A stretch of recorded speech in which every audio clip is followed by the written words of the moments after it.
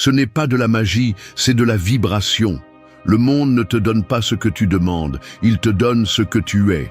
Tu peux prier, supplier, écrire des affirmations 1000 fois, mais si intérieurement tu vis dans le chaos, l'anxiété, la culpabilité ou le besoin, c'est exactement ce que tu vas continuer à attirer. L'univers n'écoute pas tes mots, il capte ta fréquence. Beaucoup veulent de l'argent sans discipline, de l'amour sans amour-propre, du succès sans effort, de la santé sans respect pour leur corps. Ils veulent tout, mais sans être rien. Et c'est pour cela qu'ils perdent tout, parce que l'extérieur ne soutient jamais ce que l'intérieur ne peut pas gérer. Tu attires ce qui est aligné avec ton identité, pas avec ton désir. Cette vidéo est un appel à l'éveil, à arrêter de mendier ce que tu pourrais être en train de générer si tu osais changer depuis la racine.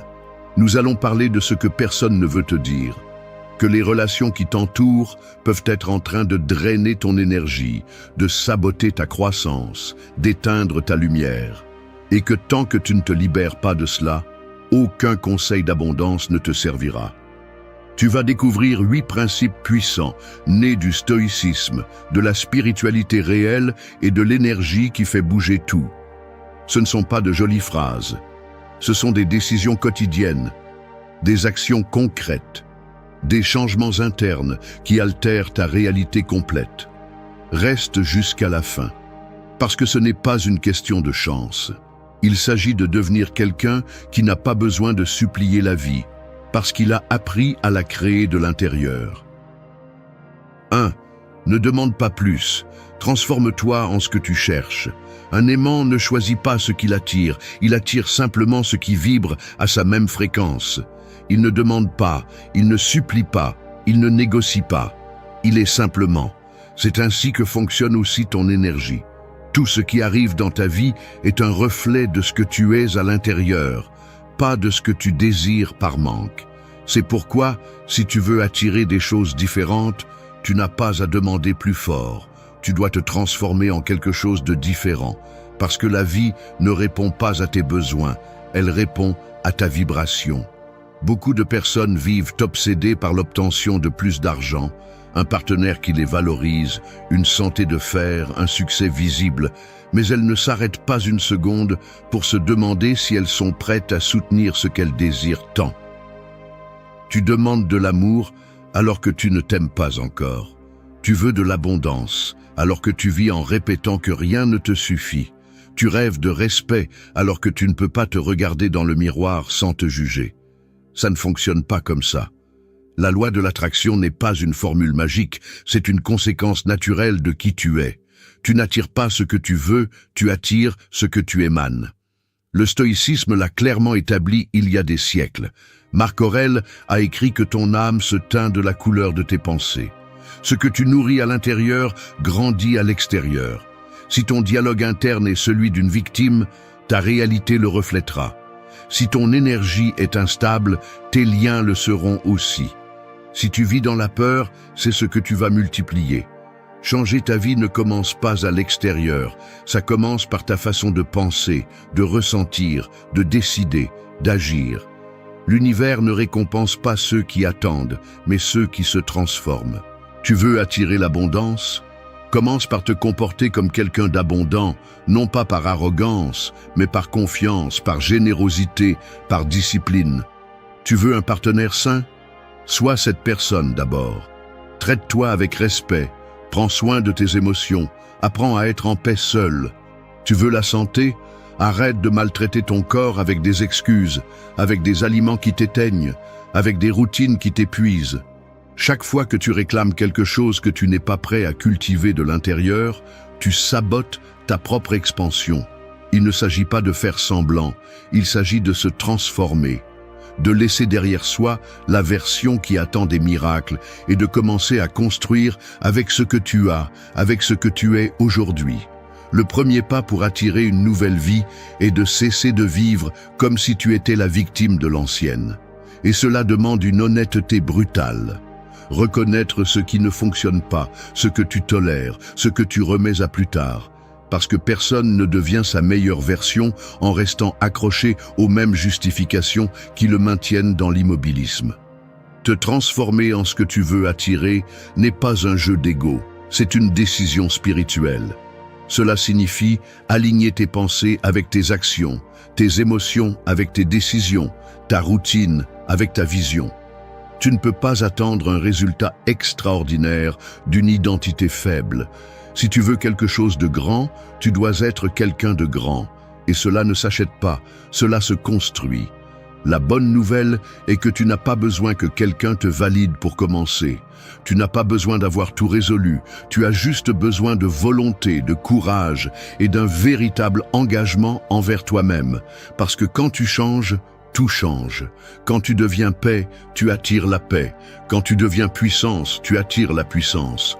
Quand tu deviens vérité, tout ce qui est faux tombe de lui-même. C'est le moment d'arrêter de regarder à l'extérieur et de commencer à te modeler de l'intérieur. Tu ne demandes pas par nécessité, tu attires par cohérence. Transforme-toi et le reste viendra de lui-même. 2. Choisis ta fréquence avant de réagir au monde. Chaque matin, en te réveillant, tu as 2 options. Tu peux sortir dans le monde comme une feuille emportée par le vent ou comme un rocher solide au milieu de la tempête. L'une réagit à tout, se secoue à chaque changement, vit en fonction du climat. L'autre décide qui elle est avant que la journée ne commence, choisit sa fréquence et agit à partir de là, peu importe ce qui se passe à l'extérieur. C'est la différence entre vivre conditionné par l'environnement ou vivre avec un pouvoir intérieur. La plupart des gens vivent en mode automatique. Ils se lèvent et dès qu'ils ouvrent les yeux, ils sont déjà connectés à tout ce qu'ils ne peuvent pas contrôler. Les actualités, les réseaux, les messages, les problèmes des autres. Ils permettent au monde extérieur de dicter leur état émotionnel. Si tout va bien, ils sourient. Si quelque chose ne va pas, ils sombrent. Et ainsi passent les jours, sautant d'émotion en émotion, comme des marionnettes de la réalité. Ils ne comprennent pas que chaque réaction non contrôlée leur vole de la force, de la concentration, de la clarté. Le stoïcisme enseigne le contraire.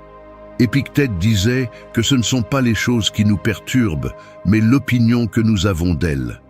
Autrement dit, ce n'est pas ce qui se passe qui te détruit, c'est la façon dont tu décides de l'interpréter.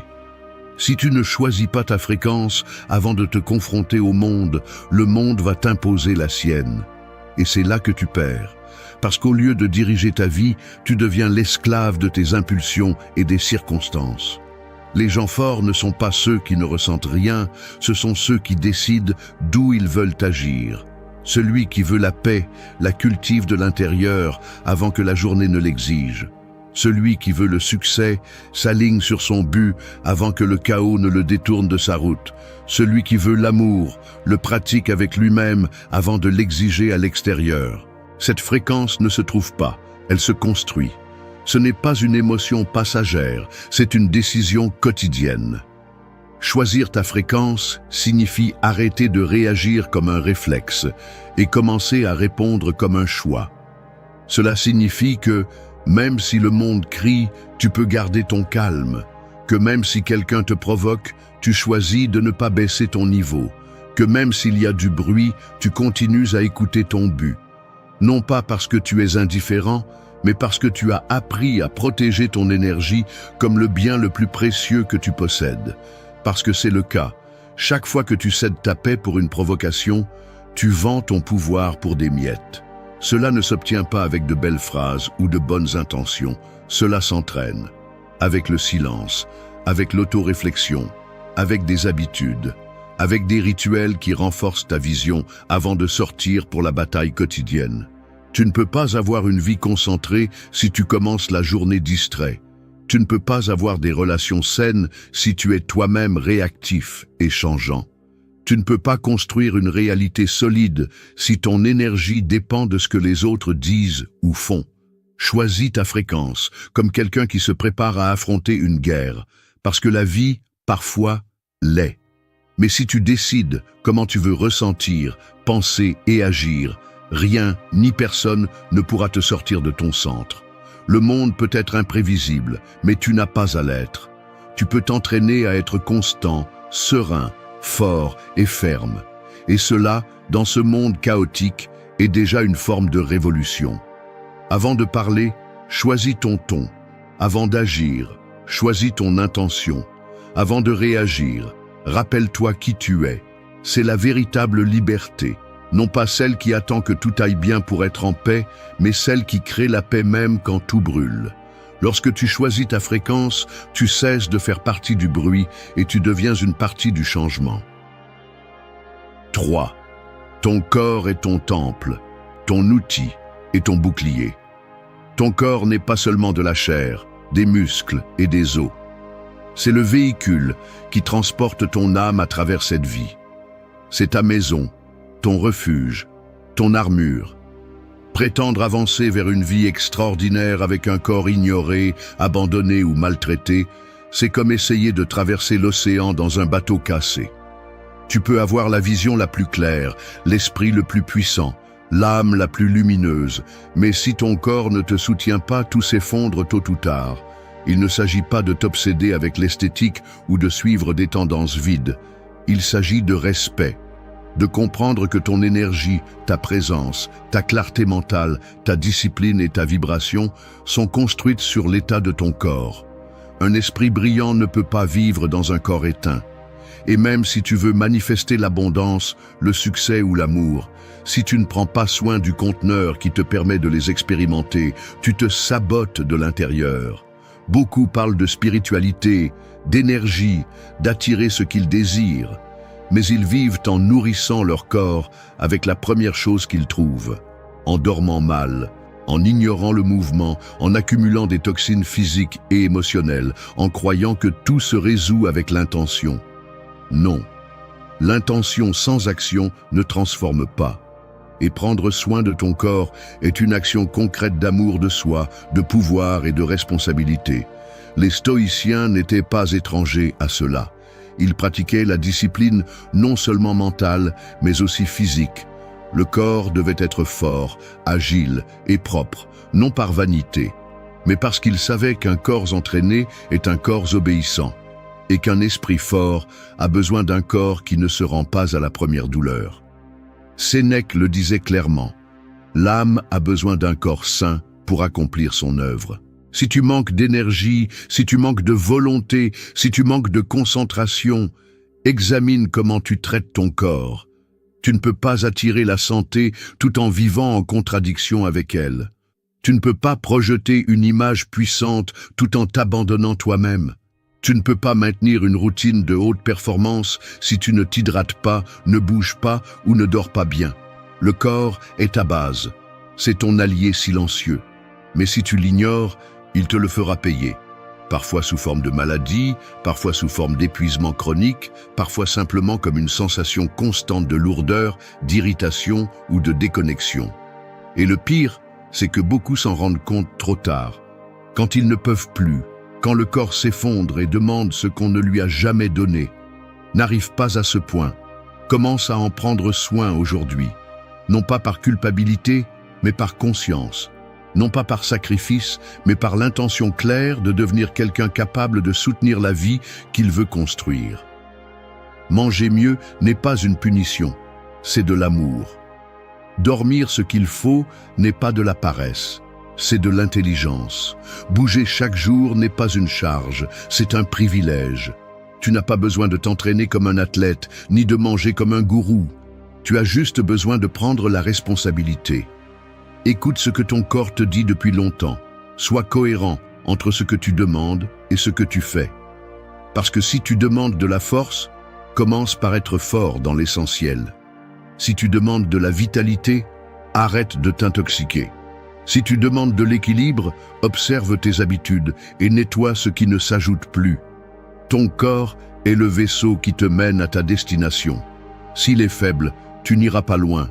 Si tu en prends soin, si tu le renforces, si tu le respectes, aucune tempête ne pourra te couler, parce que tu seras prêt à affronter n'importe quel défi avec présence, clarté et détermination. Celui qui a un corps aligné avec son âme a déjà gagné la moitié du chemin. 4.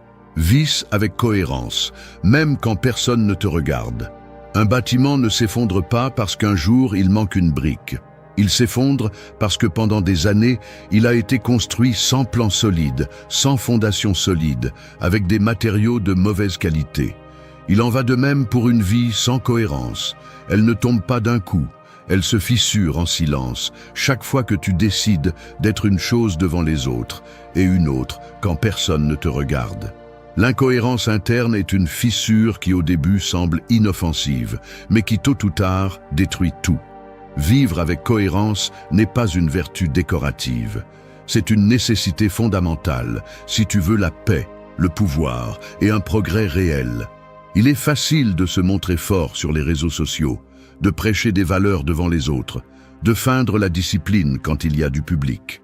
Mais ce qui construit réellement ton destin n'est pas ce que tu fais quand tout le monde te regarde, mais ce que tu décides quand tu es seul. C'est là que se forge la véritable identité, loin du jugement des autres et des applaudissements faciles. Les stoïciens l'avaient bien compris.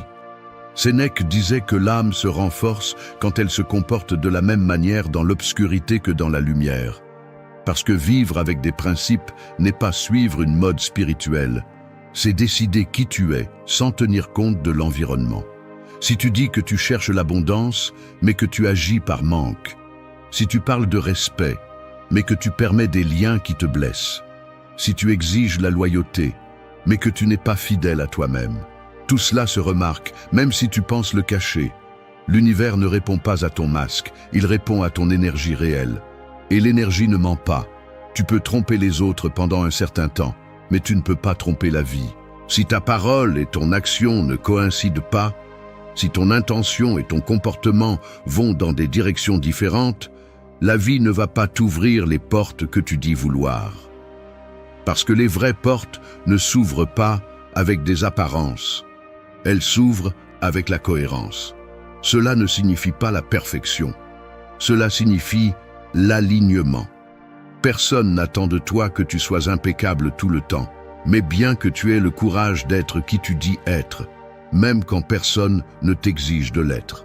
Cela signifie ne pas te trahir pour faire bonne figure, ne pas te mentir pour te sentir à l'aise, ne pas agir par convenance quand tu sais que cela va à l'encontre de tes principes.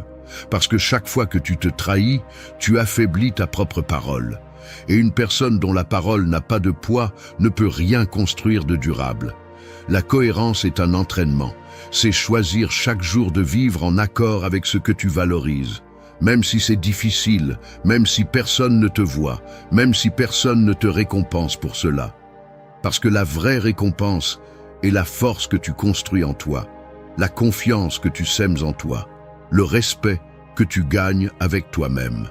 Et quand tu te respectes, les autres le perçoivent. Les relations changent, les opportunités s'alignent, l'énergie que tu attires se transforme. Vivre avec cohérence te rend une personne inarrêtable. Parce que tu n'as plus besoin de validation externe, tu ne dépends plus de ce que les autres pensent, tu n'agis plus pour plaire, mais pour te respecter. Tu ne réagis pas, tu choisis. Tu n'imites pas, tu décides. Tu ne fais pas semblant, tu construis. Et ce type de force, même silencieuse, a un impact sur tout ce que tu touches. Le monde est plein de personnes qui disent beaucoup de choses, mais il y en a peu qui vivent ce qu'elles prêchent. Si tu veux des résultats réels, commence par être l'une de ces rares personnes. Non pas parce que quelqu'un te regarde, mais parce que tu sais qui tu es. Parce que tu tiens à vivre avec vérité. Parce que la cohérence, même si elle est parfois inconfortable, est la seule base solide pour soutenir une vie de but, de pouvoir et de plénitude. 5. Maîtrise ton intérieur et le chaos ne te touchera pas. Certaines personnes s'accrochent à la barre, même lorsque le bateau ne répond plus. Ils serrent plus fort, essaient de tourner la direction de force, s'épuisent à essayer de contrôler une mer qui ne se soumet pas à leur volonté. Ils ne comprennent pas que la vraie maîtrise n'est pas de gérer la tempête, mais de se gouverner eux-mêmes pendant que la tempête passe. L'eau ne peut pas être domptée, mais ton tempérament peut te soutenir jusqu'à ce que le ciel s'éclaircisse. Celui qui vit obsédé par le contrôle de tout ce qui est externe perd le contrôle de lui-même. Plus tu essaies de forcer ce qui ne dépend pas de toi, plus tu génères d'anxiété. Le désir de tout avoir sous ton contrôle est une illusion qui finit par t'asservir. Les gens, les temps, les résultats, les émotions des autres, rien de tout cela n'est entre tes mains. Mais ton focus, ton attitude, tes décisions, ta capacité à t'adapter et à agir depuis ton centre le sont. Épictète l'a bien dit, certaines choses dépendent de toi, d'autres non. Et si tu ne fais pas cette distinction chaque jour, tu finiras par gaspiller ta force sur ce que tu ne pourras jamais changer. Tu te frustres parce que quelqu'un n'agit pas comme tu l'espères. Tu te mets en colère parce que les circonstances ne correspondent pas à tes plans. Tu t'épuises parce que tout semble échapper à ton contrôle. Mais ce n'est pas le monde qui est mal, c'est ton focus qui a besoin d'un changement. Le vrai pouvoir commence quand tu arrêtes de poursuivre l'incontrôlable et que tu commences à te construire de l'intérieur. Tu ne peux pas contrôler si une relation se termine, mais tu peux décider de ne pas te détruire avec elle. Tu ne peux pas contrôler l'opinion des autres, mais tu peux travailler sur la valeur que tu te donnes à toi-même. Tu ne peux pas éviter chaque obstacle, mais tu peux te préparer à les traverser avec dignité, sans te perdre dans le désespoir. Lâcher prise n'est pas abandonner, c'est rediriger ton énergie vers ce qui transforme vraiment. Pendant que tu es occupé à essayer de changer l'autre, le temps t'échappe sans que tu aies changé quoi que ce soit en toi. Pendant que tu essaies d'avoir des réponses précises sur l'avenir, tu perds ta présence dans le seul moment réel, le maintenant. Pendant que tu te débats avec l'imprévisible, tu oublies que ta force est à l'intérieur, pas à l'extérieur. Beaucoup vivent brisés parce qu'ils n'ont pas appris à lâcher prise. S'accrocher à ce qui ne peut plus être soutenu ne fait que prolonger la douleur. Ils ont besoin de certitudes absolues, de résultats garantis, de personnes constantes, et cela n'existe pas. La vie est mouvement, incertitude, changement. Mais cela n'est pas une menace si tu as une base solide. Et cette base n'est pas construite à l'extérieur, elle est cultivée à l'intérieur. Lâche la nécessité de contrôler tout le monde. Lâche le désir d'avoir toujours raison. Lâche l'attente que le monde s'adapte à tes désirs. Et commence à t'occuper de ton caractère, de ton esprit, de ton énergie. Pendant que tu te concentres sur ce que tu peux maîtriser, tes habitudes, ta discipline, ta façon de penser et de ressentir, tout le reste perd son pouvoir sur toi. Le véritable contrôle ne consiste pas à avoir tout parfait. Il consiste à rester calme pendant que le chaos s'installe, à agir avec clarté pendant que les autres réagissent avec peur, à avancer avec fermeté pendant que le chemin se désorganise. Le contrôle n'est pas dans ce que tu tiens fermement, mais dans ce que tu peux lâcher avec sagesse. Car celui qui maîtrise son intérieur ne sera jamais victime de l'extérieur. Quand tu comprendras cela, tu n'auras pas besoin de contrôler le monde. Il te suffira de te contrôler toi-même. Et à partir de ce centre, de cet équilibre, tout le reste devient gérable. Ce qui te semblait impossible devient sans importance. Ce qui te pèse aujourd'hui perd son poids. Parce qu'il ne s'agit plus de ce qui se passe à l'extérieur, mais de qui tu as choisi d'être à l'intérieur. 6. Purifie ton énergie des plaintes, des reproches et des excuses. La rivière cristalline peut se transformer en marais si elle n'est pas nettoyée. Peu importe la force du courant, si l'eau est pleine de boue, de branches et de débris, sa force stagne, sa beauté se perd, sa vie s'éteint. Il en va de même pour ton énergie. Tu peux avoir du talent, de bonnes intentions, des objectifs clairs, mais si tu portes des plaintes, des reproches et des excuses, tu vas stagner. Car ces déchets émotionnels ne contaminent pas seulement ce que tu fais, ils bloquent aussi ce que tu attires. Se plaindre est l'une des habitudes les plus destructrices qui existent. Cela semble inoffensif, mais chaque fois que tu le fais, tu renforces ton impuissance. Chaque plainte est un message direct à ton esprit qui dit « Je ne peux pas changer cela ». La répétition le transforme en croyance, et la croyance en destin. Il ne s'agit pas d'ignorer les problèmes, mais d'arrêter de les nourrir avec ta voix. Parler du problème encore et encore ne le résout pas, il ne fait que l'enraciner davantage en toi. La culpabilité, en revanche, est une encre invisible. Elle te lie au passé, t'empêche d'avancer, te fait porter des poids que tu ne peux plus changer. Si tu as fait quelque chose de mal, répare ce que tu peux, apprends la leçon et continue à marcher. Mais traîner la culpabilité comme une identité ne fait que user ton estime de toi et te laisse coincé dans un cycle d'auto-punition. La culpabilité sans action n'est qu'un poison lent qui ronge l'âme de l'intérieur. Et les excuses sont le déguisement élégant de la peur. Quand tu dis « je n'ai pas le temps, je ne sais pas comment, c'est comme ça que je suis », ce que tu dis vraiment c'est « je ne suis pas prêt à affronter le changement ». Les excuses semblent logiques, mais elles sont ennemies de la croissance. Elles te donnent une sortie rapide à court terme, mais à long terme elles te condamnent à vivre en dessous de ton véritable potentiel. Les stoïciens étaient radicaux à ce sujet. Ils ne perdèrent pas de temps à se lamenter, à blâmer ou à se justifier. Ils comprenaient que la seule chose que tu peux contrôler est ta réponse. Si quelque chose a mal tourné, ils apprenaient. Si quelque chose les blessait, ils y faisaient face. Si quelque chose les dépassait, ils acceptaient avec dignité. La pureté de leur énergie venait de leur capacité à ne pas s'accrocher au bruit interne. Ils ne portaient pas plus que nécessaire. Ils ne nourrissaient pas l'esprit avec des déchets émotionnels. Purifier ton énergie est une décision quotidienne. Cela ne se produit pas une fois, et c'est tout. Chaque jour, tu auras des raisons de te plaindre, de te blâmer ou de t'excuser. Mais chaque jour, tu as aussi la possibilité de choisir une réponse différente, de changer le langage avec lequel tu parles de toi, d'assumer la responsabilité sans te punir, de prendre des décisions inconfortables mais nécessaires pour avancer plus légèrement. Tu ne peux pas construire une vie puissante avec une énergie sale. Si tu veux de la clarté, nettoie ton esprit. Si tu veux de la force, nettoie ton cœur. Si tu veux de la concentration, nettoie tes paroles. Ce que tu ne nettoies pas s'accumule. Et ce qui s'accumule finit par te contrôler. Commence par t'observer. Fais attention à comment tu parles, comment tu penses, ce que tu répètes. Et chaque fois que tu remarques une plainte, un reproche ou une excuse, remplace-la par une action, par une décision, par une vérité. Purifier n'est pas une faiblesse, c'est une force. C'est avoir le courage de lâcher ce qui ne sert plus, même si c'est en toi. C'est arrêter de vivre en réagissant et commencer à vivre en choisissant. C'est comprendre que ton énergie est ton atout le plus précieux et que la protéger n'est pas de l'égoïsme, c'est de l'intelligence. Parce que lorsque tu nettoies ton intérieur, tout autour de toi commence à s'organiser.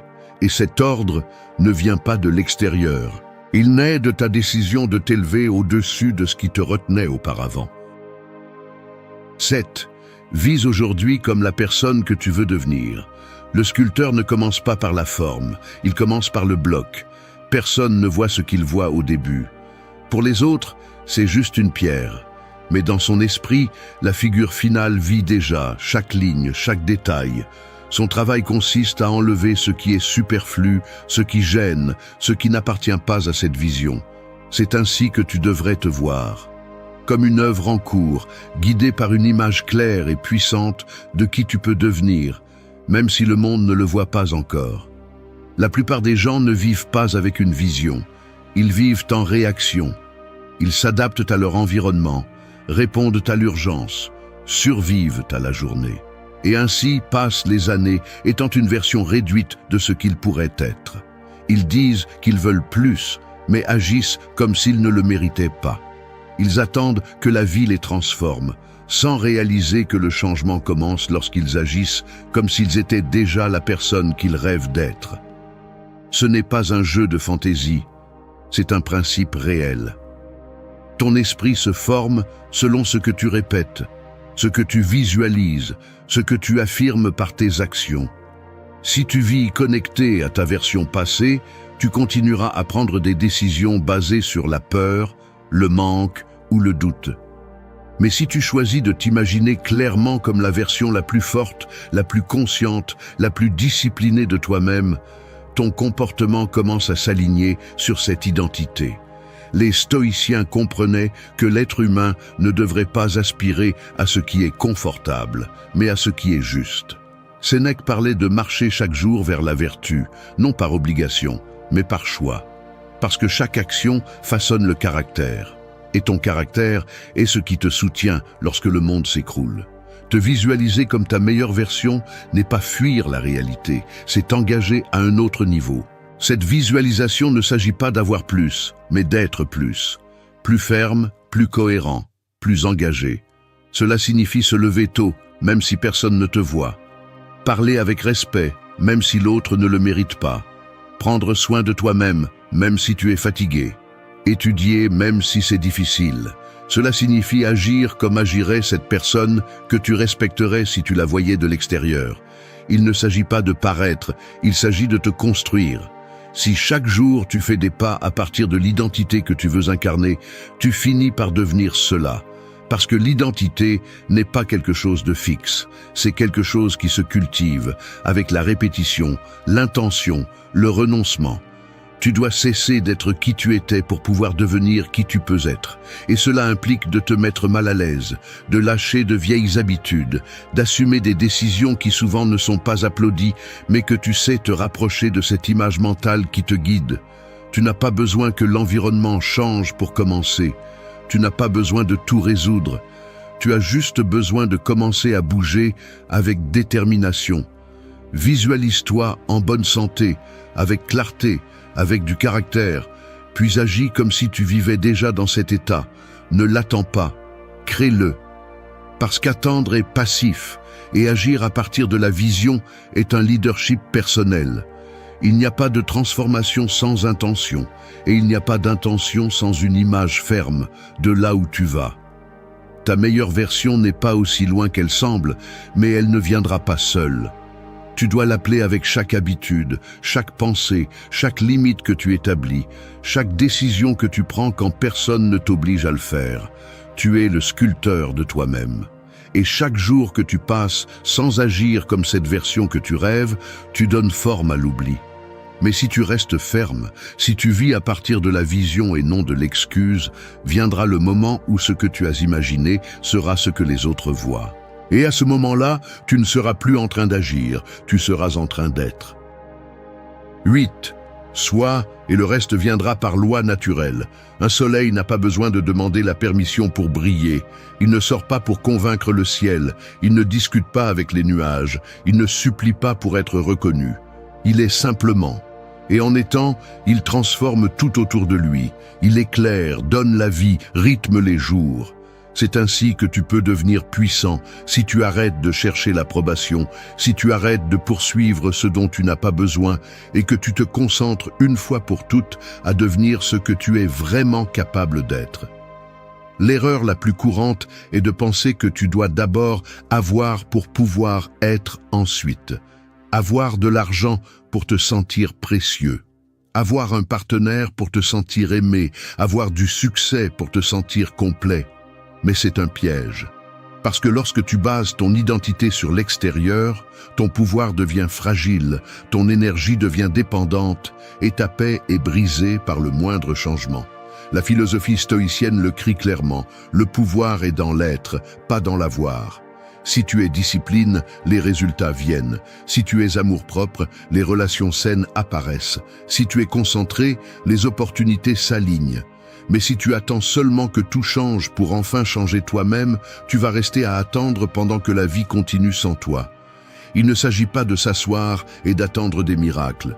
Il s'agit de comprendre que la vie répond à la vibration que tu émets avec tes pensées, tes habitudes, ton attitude et ton caractère. Tu n'attires pas ce que tu dis vouloir, tu attires ce que tu es déjà. Et c'est la vérité que beaucoup de gens ne veulent pas accepter, parce qu'elle implique la responsabilité, elle implique l'inconfort, elle implique de prendre des décisions fermes. Tu ne peux pas rester la même personne et espérer une vie différente. Tu ne peux pas vibrer depuis le manque et attirer l'abondance. Tu ne peux pas projeter l'insécurité et exiger le respect. Tu ne peux pas vivre endormi et attendre des résultats extraordinaires. L'univers ne répond pas à tes paroles vides, il répond à ton énergie réelle, à ce que tu soutiens quand personne ne te voit, à comment tu te parles quand tu échoues, à comment tu te traites quand personne ne t'applaudit. Ce point n'est pas une suggestion, c'est un avertissement. Arrête de chercher à l'extérieur ce que tu ne trouveras qu'à l'intérieur. Ne deviens pas une personne qui vit en poursuivant, en mendiant, en forçant. Sois quelqu'un qui se concentre, qui se renforce, qui se construit. Parce que lorsque tu changes, tout change. Non pas par magie, mais par loi naturelle. Ton environnement se transforme parce que tu ne rentres plus dans ce que tu tolérais avant. Rappelle-toi tous les jours, quand tu es, le reste arrive. Non pas par chance, mais parce que ton énergie commence à être si claire, si ferme, si cohérente, que ce qui ne va pas avec toi tombe tout seul, et ce qui va avec toi trouve son chemin. Tu n'as pas besoin de poursuivre l'amour, le respect, le succès, la santé. Tu as besoin de les incarner. Tu as besoin de refléter dans ta façon de vivre la vie que tu dis vouloir. C'est ce qui boucle la boucle. Tu as vu comment devenir ce que tu veux attirer, comment choisir ta fréquence, comment prendre soin de ton corps, comment vivre avec cohérence, comment lâcher prise, comment nettoyer ton énergie, comment visualiser ta meilleure version. Tout cela t'a amené à ce point final, le point où tu arrêtes d'attendre des résultats et deviens la cause. Le point où tu arrêtes de courir après la vie et commences à vivre de l'intérieur vers l'extérieur. Tu es l'origine, tu es le centre, tu es le message. Et quand tu le comprendras vraiment, quand tu le pratiqueras chaque jour sans excuse, sans plainte, sans doute, tout ce qui semble maintenant lointain commencera à se rapprocher. Non pas parce que tu le demandes, mais parce que tu le soutiens. Parce que quand tu es, le reste simplement arrive. La vie ne s'arrête pour personne. Elle frappe, secoue, met à l'épreuve, et elle le fait sans préavis. Mais alors que beaucoup se brisent, en cherchant à tout contrôler, les stoïciens ont appris quelque chose que le reste ne comprend pas encore. Le pouvoir n'est pas dans la domination du monde, mais dans la maîtrise de soi. C'est la véritable différence entre celui qui survit et celui qui transcende. Marc Aurèle écrivait ses pensées en pleine guerre, Sénèque enseignait la sérénité alors que tout autour de lui s'écroulait, et Épictète, un esclave devenu sage, a démontré que la liberté commence dans l'esprit. Leurs leçons n'étaient pas des théories, elles étaient des armes. Et aujourd'hui, plus que jamais, nous avons besoin de ces armes pour faire face à un monde qui nous pousse à perdre le contrôle, le calme et le but. Cette vidéo n'est pas un discours doux, ni un message d'optimisme vide. C'est un guide direct pour ceux qui en ont assez de réagir sans réfléchir, de dépendre de ce qu'ils ne peuvent pas changer et de vivre entraînés par l'anxiété de demain. Ici, vous apprendrez 7 mantras stoïciens capables de transformer votre façon de voir la vie. Non pas pour la rendre plus facile, mais pour vous rendre plus fort. Parce que lorsque vous changez votre façon de penser, vous changez votre destin. 1. Avance avec calme et objectif. Marcher sans calme est comme essayer de naviguer dans une mer déchaînée sans gouvernail. L'eau frappe fort, les vagues te secouent, et chaque mouvement désespéré te fait couler un peu plus. C'est ainsi que beaucoup vivent, poussés par la hâte, consumés par l'anxiété d'arriver vite, sans se rendre compte que progresser sans direction ne fait que les éloigner d'eux-mêmes. Le calme n'est pas lenteur, c'est le contrôle. C'est avoir le pouvoir de bouger sans perdre l'équilibre, même quand la tempête fait rage. Les stoïciens ont compris cela mieux que quiconque. Marc Aurèle, au milieu du chaos de l'Empire, écrivait que la véritable force de l'homme est de se gouverner lui-même.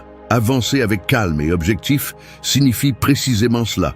Bouger sans laisser le bruit du monde te sortir de ton centre. Il ne s'agit pas de faire plus, mais de faire mieux.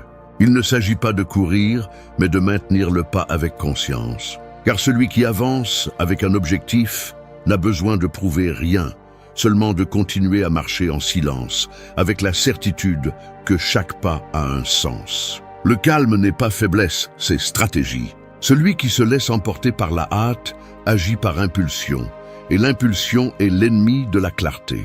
Combien de fois as-tu pris des décisions hâtives qui t'ont conduit à regretter simplement parce que tu ne t'es pas arrêté pour réfléchir? L'esprit anxieux ne peut pas voir avec précision, il ne fait que réagir. C'est pourquoi le véritable guerrier stoïcien ne court pas. Il observe, comprend et agit au bon moment. Le calme est son bouclier, l'objectif est son épée. Sénèque disait que rien de grand ne se crée soudainement, que tout ce qui vaut la peine nécessite du temps, de la patience et de la constance. Nous vivons à une époque où l'immédiateté règne.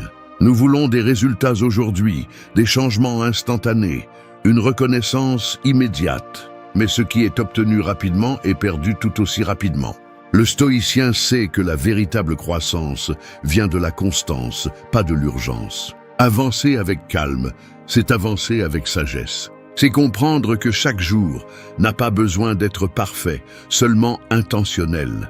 Épictète enseignait que tu ne peux pas contrôler ce qui se passe en dehors de toi, mais tu peux décider de ce que tu fais avec. C'est pourquoi ce mantra est une invitation à marcher avec les pieds sur terre et l'esprit en ordre.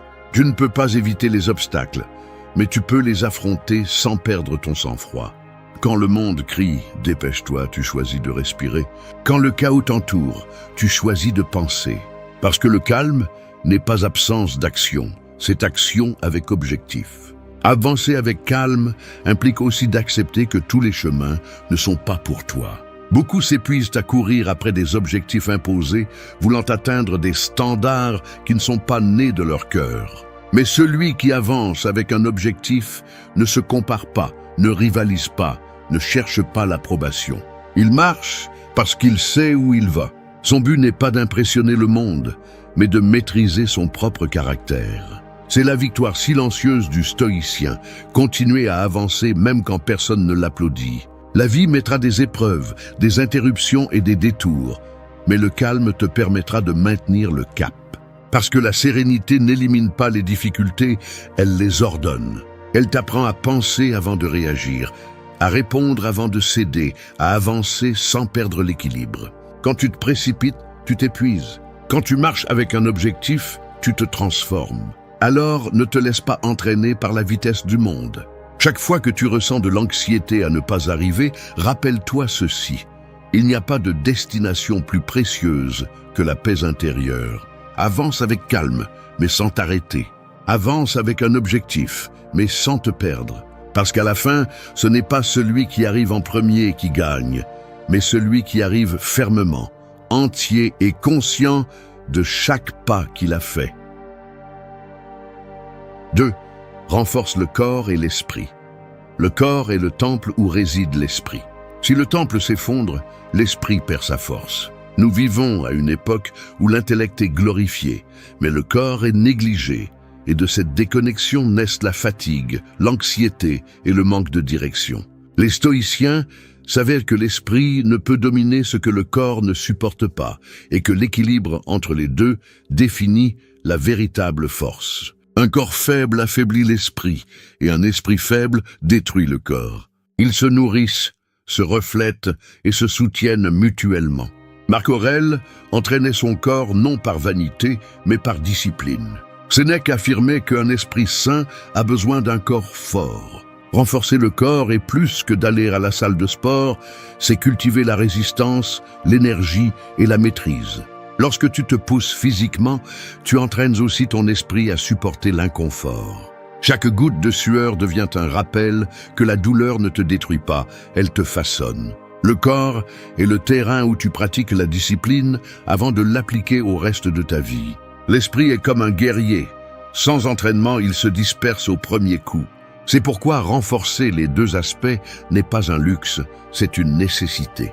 Tu ne peux pas prétendre avoir de la clarté si ton corps est constamment épuisé, ni chercher la paix mentale si tu es pris au piège de mauvaises habitudes. Le stoïcisme enseigne que la force ne s'hérite pas. Elle se construit jour après jour, à travers de petites décisions qui élèvent ton niveau physique et mental. Se réveiller tôt, manger consciemment, s'entraîner, respirer calmement, méditer, ce sont des rituels de maîtrise de soi. Le corps, lorsqu'il est fort, soutient l'esprit dans les moments de chaos. Et l'esprit, lorsqu'il est discipliné, guide le corps au milieu de la fatigue. Cette union crée du pouvoir. Quand l'un tombe, l'autre soutient. C'est pourquoi les anciens sages comprenaient qu'on ne peut atteindre la vertu sans équilibre. Celui qui renforce le corps et néglige l'esprit devient impulsif. Celui qui renforce l'esprit et abandonne le corps devient fragile. Le véritable stoïcien prend soin des deux avec la même dévotion. Épictète, un homme qui a connu la douleur physique, disait que nous ne devons pas craindre la souffrance, mais le manque de préparation. Et il avait raison. La force ne se mesure pas en muscles, mais en capacité de résister sans perdre le contrôle. Chaque entraînement est une bataille contre la faiblesse, et chaque pensée bien dirigée est un bouclier contre la distraction. Renforcer le corps et l'esprit, c'est apprendre à vivre sans excuse. C'est arrêter d'attendre le moment idéal et commencer à créer l'état idéal. Aujourd'hui, la plupart des gens cherchent des solutions rapides à leur malaise, des pilules, des distractions, des échappatoires. Mais le stoïcien ne fuit pas, il s'entraîne. Il ne se plaint pas du poids qu'il porte, il devient plus fort pour le soulever. Parce que celui qui renforce son corps gagne en énergie et celui qui renforce son esprit gagne en clarté. Ces deux forces se combinent pour créer un être humain inébranlable, serein et concentré. Alors ne sous-estime pas le pouvoir de prendre soin de ton physique. Chaque pas que tu fais à l'aube, chaque exercice que tu accomplis, chaque respiration consciente que tu pratiques façonne ton caractère. Tu crées un équilibre qui te permettra de résister quand d'autres se briseront. Le corps obéit à l'esprit, mais l'esprit s'inspire du corps. Garde les deux forts, disciplinés et en harmonie. C'est la base de toute véritable transformation. Renforcer le corps et l'esprit, c'est se préparer pour la vie elle-même. C'est se réveiller chaque jour en sachant que la bataille la plus importante n'est pas à l'extérieur, mais à l'intérieur de toi. Lorsque les deux travaillent en harmonie, rien ne peut te déstabiliser. Et alors tu comprends ce que les stoïciens ont toujours su, que la véritable force ne crie pas, elle résiste simplement, avance et conquiert le silence. 3. Transforme la douleur en pouvoir. Le feu qui détruit peut aussi forger. Tout dépend de si tu décides de le fuir ou d'apprendre à supporter sa chaleur. La douleur est ce feu inévitable que nous affrontons tous, mais seuls quelques-uns l'utilisent comme outil de transformation. Alors que la majorité cherche à s'échapper, les sages apprennent à se modeler au sein des flammes. La douleur n'arrive pas pour te punir, mais pour te montrer de quoi tu es fait. Personne ne grandit dans le confort, personne ne devient fort en évitant ce qui est difficile. La différence entre celui qui se brise et celui qui s'élève réside dans la façon dont il interprète la souffrance. Marc Aurèle, entouré de guerres et de trahisons, comprenait que la douleur ne devait pas être un ennemi, mais un maître. Il disait que ce qui entrave le chemin devient le chemin. Cette phrase renferme une vérité brutale. Chaque coup, chaque perte et chaque déception peut te propulser ou te détruire. La douleur n'a pas de pouvoir en elle-même. Tu lui donnes avec ta réaction. Si tu lui fais face avec résistance, elle devient de l'énergie. Si tu la rejettes, elle devient une blessure qui ne cicatrise pas. Le stoïcisme enseigne que tu ne peux pas choisir ce qui t'arrive, mais tu peux choisir ce que tu en fais. La douleur peut être le carburant le plus pur de la croissance si tu apprends à la transformer. Sénèque l'expliquait clairement, l'homme sage ne fuit pas la souffrance car il comprend qu'elle fait partie de la nature humaine. La douleur polit le caractère, brise l'ego et révèle la véritable force intérieure. Ce qui te blesse aujourd'hui peut être ce qui te rendra imbattable demain si tu choisis de l'affronter avec un but. Éviter la douleur te rend faible, mais l'affronter te rend sage. Quand tu te lamentes, la douleur te domine. Quand tu l'acceptes, tu la domines. Le corps peut se fatiguer, mais c'est l'esprit qui décide s'il se rend ou s'il continue. À chaque moment difficile, tu as deux options, devenir une victime ou un disciple de la souffrance. Le premier cherche du réconfort, le second cherche à apprendre. Et c'est le début de toute transformation réelle. Épictète connaissait la douleur. Il a vécu l'esclavage, a été battu, humilié, et pourtant il n'a jamais permis que cela le définisse. Il a compris que personne ne peut te prendre ton pouvoir intérieur si tu ne le cèdes pas. Quand tu acceptes la douleur comme partie du processus, tu te libères de la résistance. Tu commences à comprendre que la vie ne consiste pas à éviter la souffrance, mais à l'utiliser comme un marteau qui forge ta volonté. Chaque chute, chaque trahison, chaque perte contient une leçon qui te prépare pour le prochain défi. La douleur physique t'enseigne les limites du corps, mais la douleur émotionnelle te révèle les limites de l'âme. Les deux sont nécessaires. Sans douleur, il n'y a pas d'expansion. Sans inconfort, il n'y a pas de dépassement. Le problème est que beaucoup confondent souffrir avec échouer, alors qu'en réalité souffrir fait partie du progrès. Chaque fois que tu choisis de résister sans te rendre, tu construis un pouvoir silencieux. Tu renforces ton esprit pour les jours où tout semble s'effondrer. Il n'y a pas de croissance sans cicatrices. Le stoïcien ne cherche pas à les éviter, il les honore. Chaque marque raconte une histoire de résistance, une preuve que l'esprit a survécu là où d'autres ont abandonné. La douleur est le rappel que tu es vivant, que tu as encore l'opportunité de te relever et de continuer. Transforme la douleur en discipline, en sagesse, en carburant. Car la souffrance que tu choisis d'affronter avec dignité se transforme en une énergie qu'aucun coup futur ne pourra éteindre. Alors, la prochaine fois que la vie te mettra à genoux, ne demande pas pourquoi, demande pourquoi. Utilise la douleur comme guide, non comme chaîne. Laisse-la te pousser en avant, te débarrasser de l'inutile et te rapprocher de ta meilleure version. Le feu peut brûler ou peut tempérer l'acier. Tu décides ce que tu veux être, cendre ou épée. Et cette décision, comme l'ont enseigné les stoïciens, est le début de toute force intérieure. 4. Aime et accepte ton destin. La vie est comme une rivière qui ne cesse jamais de couler. Tu peux lutter contre son courant, t'épuiser en essayant de changer sa direction, ou tu peux apprendre à te déplacer avec elle, t'adaptant au rythme de ce qui vient. Aimer le destin ne signifie pas se résigner, cela signifie avoir confiance en ce que tout ce qui se passe, même ce qui est douloureux, a un but que tu ne comprends pas encore. Les stoïciens l'appelaient amor fati, l'amour du destin, l'acceptation totale de la vie telle qu'elle est. Pas comme tu voudrais qu'elle soit, mais comme elle se présente réellement. Marc Aurèle disait qu'un homme doit aimer non seulement ce qui lui arrive, mais aussi ce vers quoi la nature le mène. Il ne parlait pas depuis le confort, mais depuis la bataille, depuis la perte, depuis l'incertitude. Aimer ton destin, c'est embrasser la réalité sans résistance. Comprendre que tout ce qui t'arrive fait partie de ton développement intérieur. Chaque obstacle, chaque détour, chaque personne qui arrive ou qui part joue un rôle dans ton évolution. Quand tu t'opposes à cela, tu souffres. Quand tu l'acceptes, tu coules. La plupart des gens vivent frustrés parce qu'ils veulent que la vie suive leur scénario. Mais la vie ne suit jamais un plan parfait, et c'est bien ainsi. Vouloir contrôler chaque résultat ne génère que de l'anxiété. Le stoïcien comprend que la paix vient quand il lâche l'illusion du contrôle et apprend à coopérer avec l'ordre naturel. Aimer le destin n'est pas se rendre à lui, c'est le transformer en ton allié. C'est-à-dire, cela ne s'est pas produit contre moi, cela s'est produit pour moi. Cette petite différence de perspective change complètement la façon de vivre. Sénèque expliquait que le destin guide celui qui l'accepte et entraîne celui qui le rejette. Et il avait raison.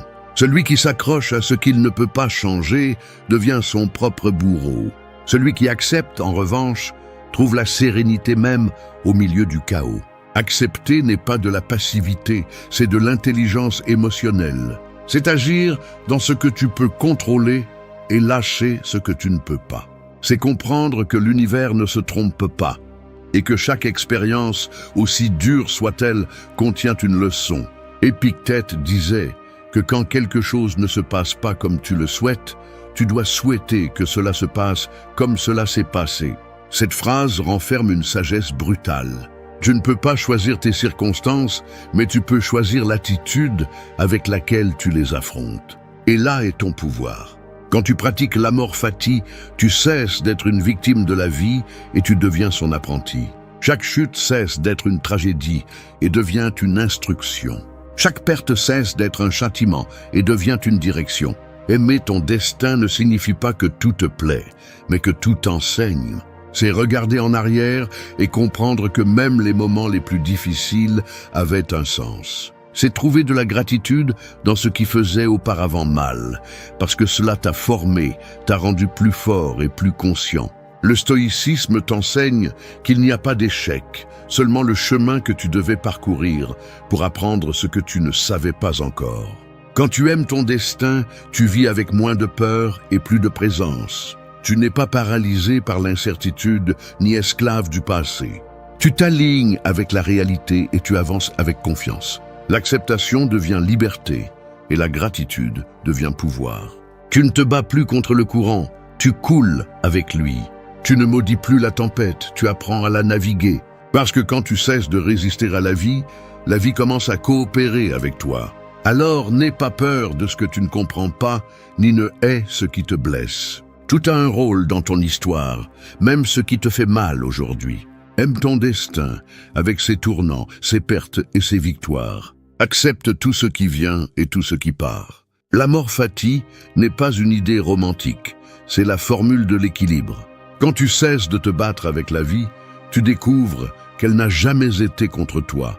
Elle t'enseignait juste à avoir confiance. 5. Anticiper l'inattendu. La vie ne prévient pas avant de frapper.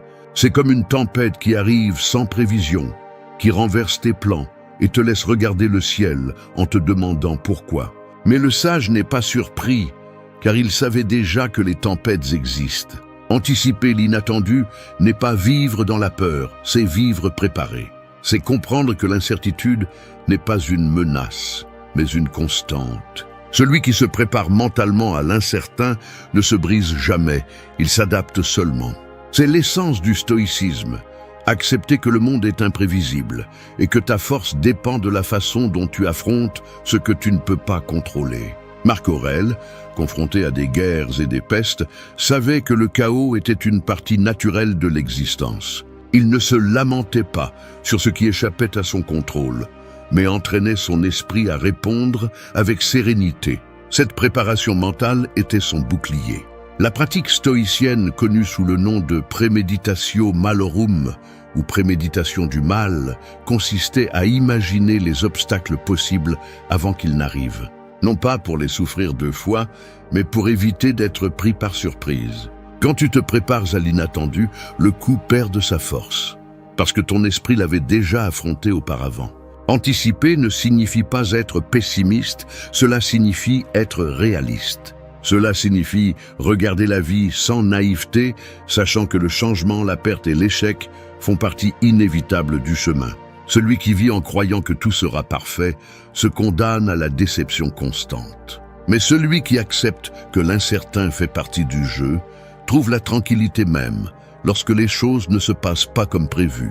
Le stoïcien ne cherche pas à éliminer la douleur, il cherche à renforcer l'âme pour la résister. Sénèque enseignait que l'homme sage pense à l'adversité pendant qu'il profite de la tranquillité, parce qu'il sait que rien n'est permanent. Cette préparation intérieure lui permet de conserver la paix lorsque la fortune change de cap. Celui qui s'entraîne dans l'esprit ne s'effondre pas avec la perte, parce qu'il l'avait déjà envisagé comme une possibilité. C'est la différence entre la personne ordinaire et le stoïcien. L'un réagit avec surprise, l'autre répond avec équilibre. Épictète le disait aussi clairement. Tu ne peux pas contrôler ce qui se passe, mais tu peux te préparer à ne pas être esclave de tes émotions. L'anticipation est une forme de liberté. Quand tu acceptes que l'inattendu est inévitable, tu arrêtes de le craindre. L'esprit entraîné ne se paralyse pas face au malheur, il s'ajuste, agit, se relève. Chaque jour, tu peux le pratiquer en te rappelant que ce que tu apprécies aujourd'hui peut être perdu demain, que les personnes que tu aimes peuvent partir, que la stabilité peut changer. Non pas pour vivre avec tristesse, mais pour apprécier plus intensément chaque instant. Celui qui vit en anticipant ne souffre pas à l'avance, il se renforce. Il apprend à affronter les bons jours avec gratitude et les jours difficiles avec dignité. La vie ne sera pas toujours juste, mais elle sera toujours sincère. Elle te montrera où tu es faible et où tu as besoin de grandir. Si tu t'entraînes mentalement à recevoir aussi bien l'agréable que le douloureux, rien ne pourra briser ton centre. Anticiper l'inattendu signifie aussi accepter que le contrôle total est impossible. Les plans échoueront, les personnes changeront, les circonstances se tordront. Et ce n'est pas une tragédie, c'est la nature même de la vie. Celui qui ne le comprend pas souffre doublement. D'abord à cause de l'événement, puis à cause de sa résistance à l'accepter. Mais celui qui le comprend va avec ce qui se passe, apprenant de chaque tournant inattendu.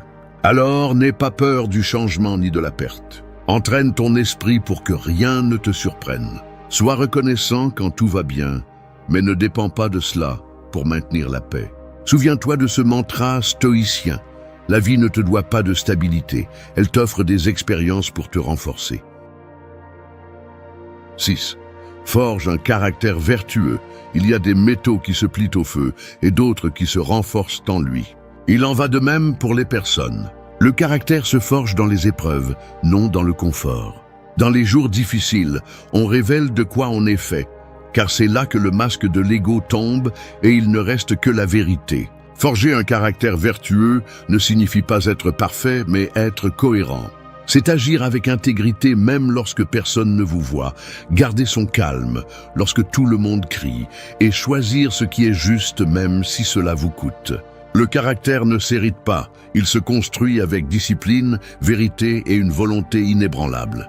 Marc Aurèle disait que la vertu est le seul bien véritable, car tout le reste dépend du hasard. Vous pouvez perdre vos richesses, votre réputation ou vos réalisations, mais votre caractère est quelque chose que personne ne peut vous enlever. C'est le fondement sur lequel tout le reste repose. Le caractère vertueux est ce qui vous permet de rester ferme lorsque le monde change, lorsque les autres trahissent, lorsque le bruit extérieur tente de vous détourner de votre but. Être vertueux, ce n'est pas bien parler, c'est bien agir, même quand cela fait mal. La vertu pour les stoïciens n'était pas un concept abstrait, c'était une pratique quotidienne. Sénèque enseignait que le sage ne cherche pas à paraître bon, mais à l'être. La différence est dans l'intention.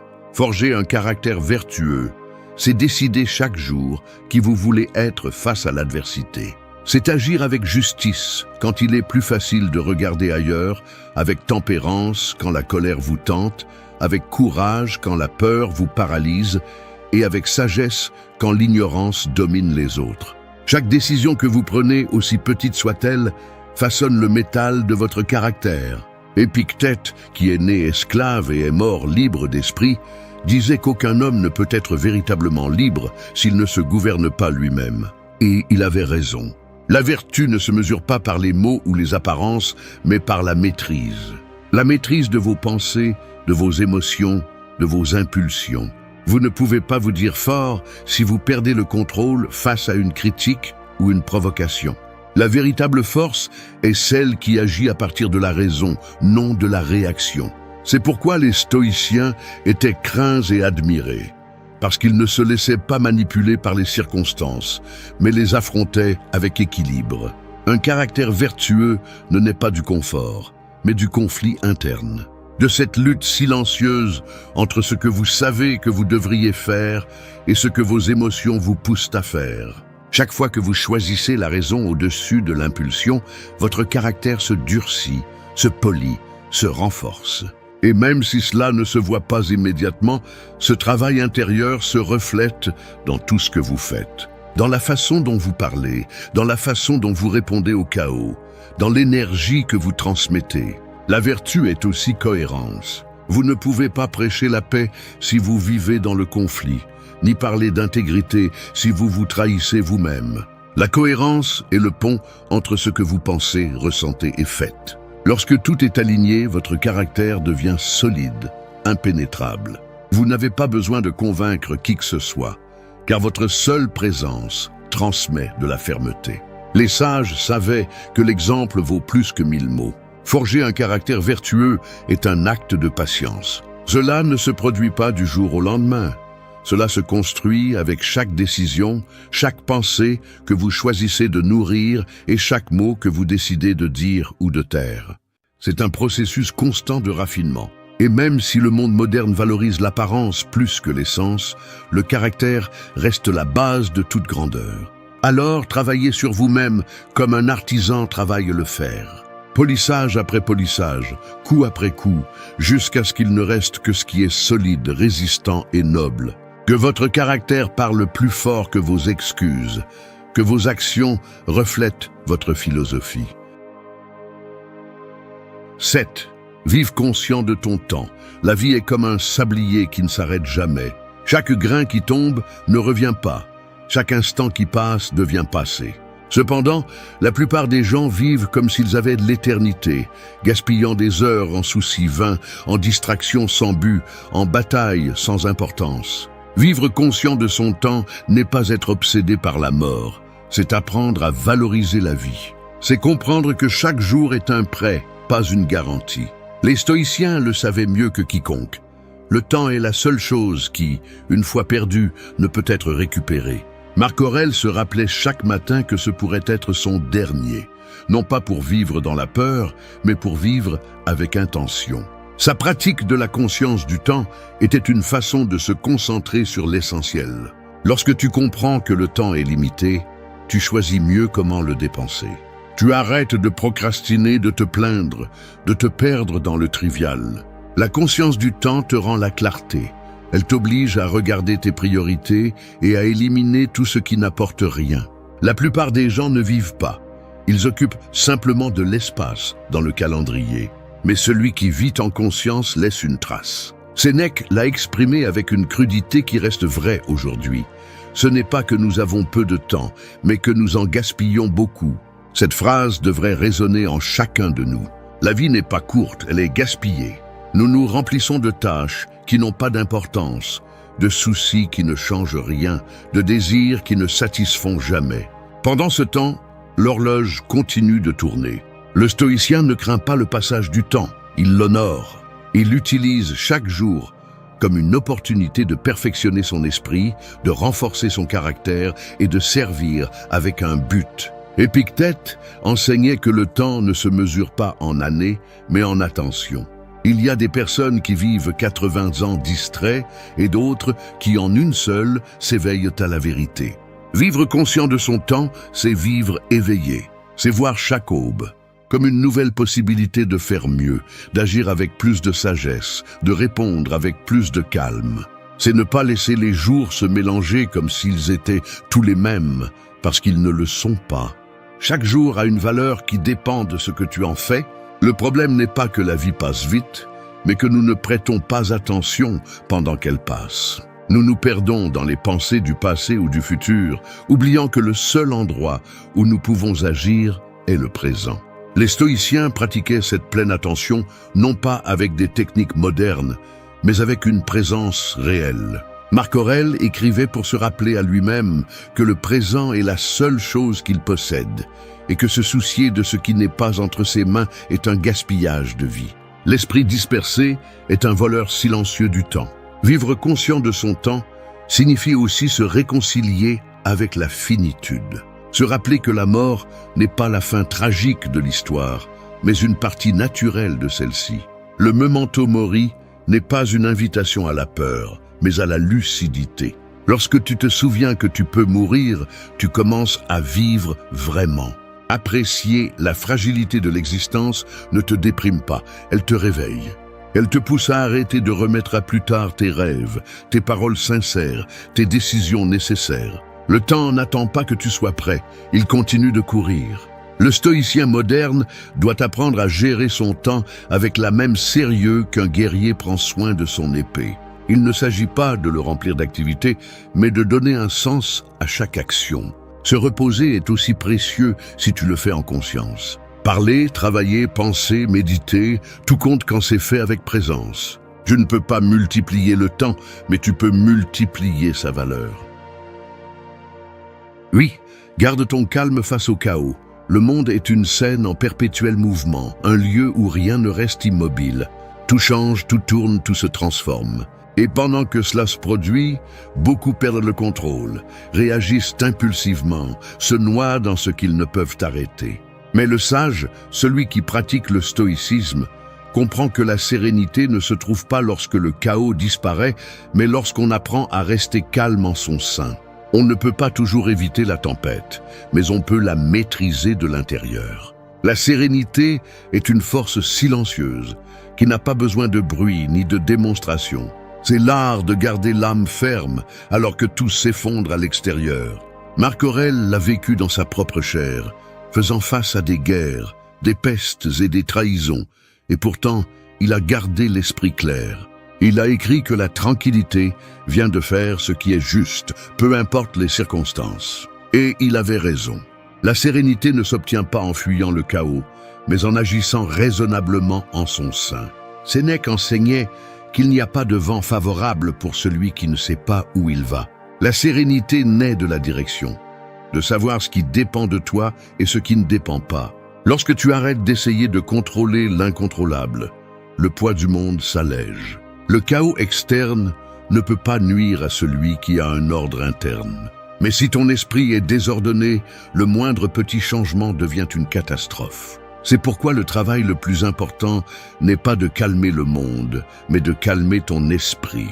Épictète disait que ce ne sont pas les choses qui perturbent l'homme, mais l'opinion qu'il a d'elle.